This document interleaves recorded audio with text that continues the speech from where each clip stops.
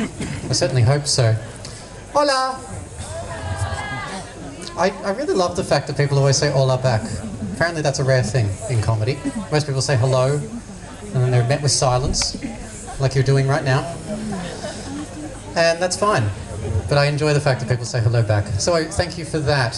So, as Cocker mentioned, my name is Loz, and I'm wonderful.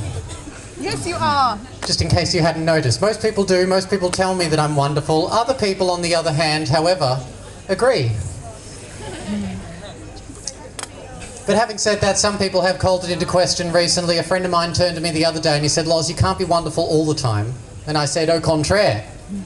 You see, that's how wonderful I am. I said, au contraire.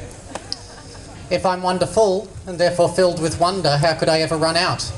And I think we can all agree that I'm certainly full of it. Thank you for that hushed whisper of laughter. It means so much to me. It really does. Okay, in all honesty, folks, you've actually heard almost all of my jokes, as it turns out, which is fine. I don't mind repeating myself at all. But tonight, I'm going to do something. You might have noticed I cleared the area. There's this one sketch that I've been like holding off from doing for fucking ever, because I'm not the kind of comedian who does an act out, which is to say I don't leap about the stage making all kinds of gestures and whatnot. But tonight's different. So shit's about to get weird, folks. I just want you to be ready for that. This is honestly actually kind of scary for me. Not really, I just say that to get sympathy. You see how I'm inside your mind right now? Anyway, so, before things get weird, make some noise if you shop at Woolies. What was that? Chicken strips. Chicken pieces. Chicken strips in his pants, ladies and gentlemen. You know where to find them. He's the guy to talk to. You know what? I would like to personally thank Woolies for keeping me alive these past year or so. Or more specifically, I'd like to thank the reduce section within Woolies.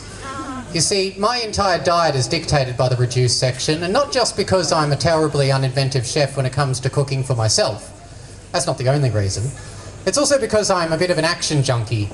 It's true, I need thrills to feel alive. Like last week I had what could only be described as a thrilling race against time with the expiration date on my yogurt. I only wish you could have been there. But the, fuck.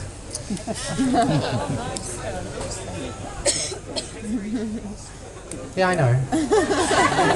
Thank you though, I appreciate that, I really do. I tend to be a bit callous. Anyway. Yeah, so, if it weren't for the reduce section within Woolies, I would be, this would be hard to believe, but I would be thinner than I am right now. Believe it. Yeah, I would require to lose some kind of bone mass, but that's fine. But I'm going to get to the point now. The other day, Thursday in fact, I got in there, into Woolies, and oh my god, all hell had broken loose. I don't know what the fuck was going on, but there were shopping trolleys flying everywhere, people were screaming, people were going crazy in general. I didn't know what was happening, I didn't want to get involved, I just needed to get to the reduce section because obviously I was very hungry. And luckily I've been watching my figure, which is a nice way of putting it. If I was any skinnier I'd be 2D. But, so I slipped among them like a transparent thing, and I got to the reduce section. That's when I realised it was the reduce section which was causing all the chaos. That day it was a fucking bonanza.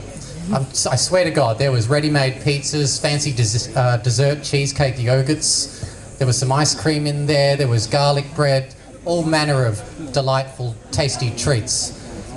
And that was what was causing... I'm really not very enthusiastic about this, am I? Fuck. So, I slipped in there and I grabbed a garlic bread, as was my wont. And I walked out, I was going to leave the store, but suddenly in my periphery I could see this woman, just over to the side there. I could tell that she wants my garlic bread. Why would she not? It's delicious. But I didn't realise just how much she wanted it. She tried to make me drop the garlic bread by throwing her baby at me. But clearly she didn't realise the kind of disregard I have for children. I fucking backhanded it all the way across the aisles. It landed in the produce section, that's right. I put baby in the corn aisle. It was me. I thought that would be enough. I thought it would be over, but it wasn't enough. It wasn't enough for her at all. She had that look in her eye after all. All of a sudden, she spear-tackled me through the electrical aisle. There was fucking light bulbs and smoke detectors flying everywhere. But thinking quick and relying on my ninja skills, I grabbed a packet of 9-volt batteries and I fucking jammed it into her throat. She was fucking twitching and convulsing on the ground, and I'll admit that a grin crossed my features when I looked down at the poor woman and said, "Bitch, you just got reduced." Once again, I thought it was over. I turned to leave, but all of a sudden, it was the baby. It was back and it was on my back. It had grabbed an electrical cable from the aisle. It started strangling me around my neck. I started smashing it against the walls, trying to get it the fuck off. Eventually, I flipped it in front of me and I booted it, Spartan style. It landed in the roast chicken display and erupted into a ball of flame. Ah! It was a real scene. Yet again, I thought it was over. I turned to leave. I had my garlicky prize in hand. But as I left, I heard something from behind me. I turned around. It was the baby. It was back. It had a knife from the deli section.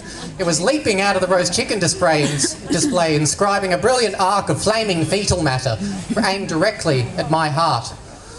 You know, I thought I could counter it. I really did. But unfortunately, I looked down and I found the knife in my heart, the flaming wreckage of the baby at my feet. My garlic bread lay beside it in twain, and I fell to my knees, and I died. True story. I wish you could have been there. Fucking hell. Believe it or not, that was an effort for me. I really wasn't all that animated, but that's fine. I'm comfortable within myself. As it turns out, I've watched plenty of ABC documentaries. So, what next? Sorry. I wasn't actually asking, I just happened to look at you just then. Thank you though, I appreciate it. Everyone's so kind tonight. How lovely. It's strange because I tend to be so cold on stage. You know, I'm quite callous. Many people tell me I'm callous, but I'm learning. And over the years I've learned that it's not alright to refer to your current girlfriend as what's her tits. You simply can't do that. Although I've noticed that it's only when she's in the room and hears me say it that it causes a problem, which just seems like an inconsistency on her part. But you know what? Everybody's a hypocrite in their own little way. I'm a hypocrite as well. You see, on the one hand, I believe that drugs should be free and legal, openly available and unabashed, just like they are here in the Arts Factory. But on the other hand, I don't like it when the sniffer dogs come here and have seizures. I just don't like that. But you can't have it both ways, as it turns out. For those of you who have noticed, you probably have, I have a bit of a thing for language. I like to twist words for a humorous effect. I've also been known to use air quotes at inappropriate times. Thank you, one person. For example, "Hi, my name is Loz and this is my son." Nothing. I'm going to fuck that one off. What's your name? Sasha. That's interesting. I never talked to the audience and I thought I might do it. What do you do for a living? You're a waiter. A man of amazing patience, ladies and gentlemen. You know he'll get you there, even if it takes hours. That's an orgasm joke. I don't want anyone to take it the wrong way. What about you? What do you do? Yeah, what do you do? No, I meant sexually. Barista.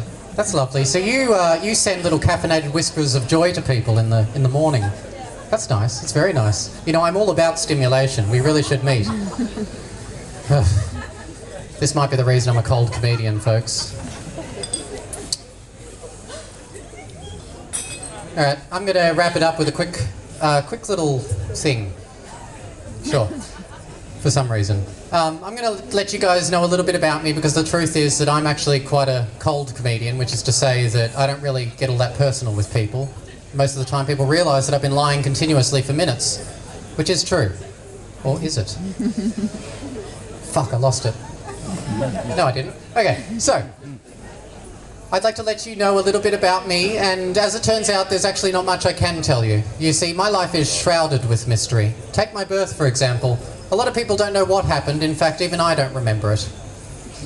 One thing that we do know for certain is that I was born an amazing 46 months premature. I was the first spontaneous conception. That was me. But unfortunately, we never knew who the mother was. Which made me suspicious. I looked into the matter. There were several competing theories. One theory suggested that my mother may have been involved in some kind of faster-than-light travel experiment and could have therefore given birth to me before she conceived me. It's quite a feat. It's a good theory, but unfortunately it doesn't ring true. Another theory suggested that perhaps the reason my birth is so hard to pin down is because I was never actually born at all, but I rather congealed in a gutter somewhere. Which certainly explains my sense of humour. But unfortunately, both of these theories, they fall short when it comes to explaining the fact that I have a step-Siamese twin, Roz. Which is weird, because he was on the left. Oh, me and Roz, we were the best of friends growing up. We were literally inseparable. Until the accident. After the accident at the Guillotine Museum, we went our separate ways. I'm not sure what he's doing now, but from what I understand, he's quite successful. Me, on the other hand, I left school early and I went away to work on the vineyards picking grapes, and I really liked it. 4 years later, having completed my apprenticeship, I was a qualified grapist. Definitely no one paying attention right now. Yes, we are. I did the grape joke, for God's sake. It's got grape and rape, you know what I mean? She knows. I think I might have a thing for you, Shawnee. You're very cute. Have you always been that way, or did you have surgery recently? No? Some kind of accident, perhaps? It's okay, we can talk. Nobody's listening. Okay, I'm going to wrap it up with a quick one. Believe it or not, folks, I find pillows weird. I really do. I think they're weird because depending on which way you're facing, you're either getting a good night's sleep or being euthanized. Everybody likes a euthanasia joke, don't they? You know what, I know that I'm an action junkie at heart because I like sleeping on my stomach. And it's true, I am an action junkie, and it's precisely for that reason that I took an origami expert home with me last night. She fucked me neatly in half. I'll see you soon, folks. Have a good night. There we go, that's Loz. 6 Loz!